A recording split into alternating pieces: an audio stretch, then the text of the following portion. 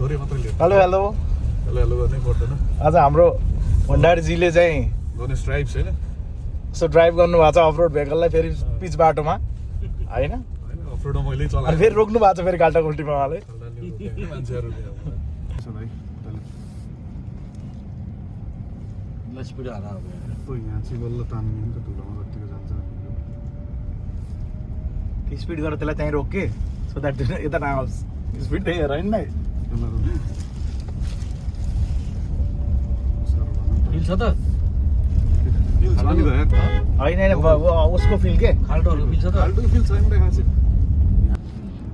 पुरै यतै छन् है अहिले त गाडीहरू यो यताको सजिलो भयो नि त्यतातिर भाइ मेन कुरा भाडा सस्तो ठाउँ ठुलो भाडा जस्तो ठाउँ ठुलो अनि त्यसपछि अब युरोभन्दा सस्तो होला यो त मान्छेलाई अब यो बाटो बनेपछि त यो ठाउँ एकदम नजिक लाग्न थाल्छ के अनि फेरि अहिले त नगरपालिकाले यहाँको यो वर्कसपहरू सबै हटायो भनेर उर्दी गरेछ नि अहिले भर्न सुरु गरेर गरेको छैन छैन हार्डवेयरहरू तर हाइवेमा सिधामा त स्पिड खासै फिल हुँदो रहेछ 80 90 तान्दा नि 80 तान्दा नि मैले कति गरेको थिएँ 105 सम्म 105 दिएको छ मैले त हेर्न त्यो ट्रान्समिसन मजाले